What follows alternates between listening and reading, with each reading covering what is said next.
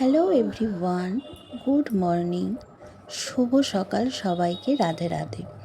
ঘুম থেকে উঠেই আজকে চলে গেলাম ফুল আনতে, কারণ আজকে বৃহস্পতিবার। সকাল সকাল ফুল না গেলে একদম পাওয়া যাবে না। তারপরে এসে দেখো আমি একটু চা করে নিলাম। এবার নিজের জন্য একটু চা খেতে বসে গেলাম। আর বসে বসে ভাবছি যে আজকে কি রান্না করা যায়। আমাদের মতো যারা হাউসওয়াইফ আছো তাদের নিশ্চয়ই মাথার মধ্যে একটাই চিন্তা ঘোরে সকালবেলা উঠেই, যে আজকে কি রান্না করা যায়।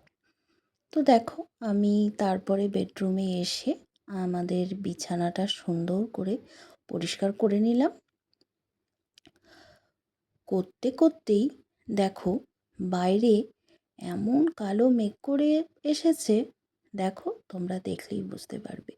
এখনকার বৃষ্টির মানে আমি কি বলবো বুঝতে পারি না। এই রৌদ্র আর এই বৃষ্টি। তো যাই হোক, এদিকে দেখো তখনই আমার মা আবার ফোন করলো আমাকে। জানো তো আমার মা স্কুলে চাকরি করে। স্কুল থেকে এসে প্রতিদিনই আমার একবার করে খোঁজ নেয়, কী রে কী করছিস, খেলি কি না। দেখো কথা বলতে বলতেই বৃষ্টি চলে আসে, দেখছো তো। এখন যদিও একটু আস্তে আস্তে পড়ছে, পরে আবার এই দেখো কী জোরে বৃষ্টি পড়ছে।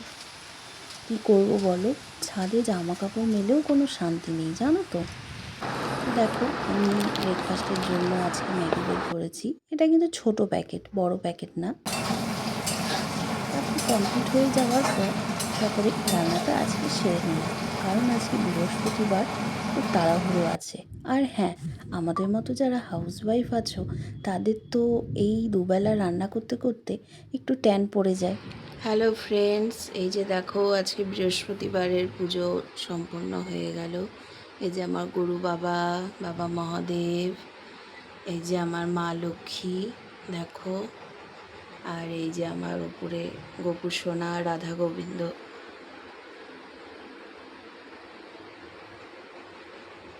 আজকে আমার একটু দেরি হয়ে গেল পুজো করতে। কি করব বলো, সব দিন তো আর একরকম হয় না। আর হ্যাঁ, আমি যে হোম রেমেডিগুলো দিয়ে যে ফেসিয়াল প্যাকটা বানিয়েছি, তোমরা চাইলে কমেন্ট করো, আমি দিয়ে দেবো।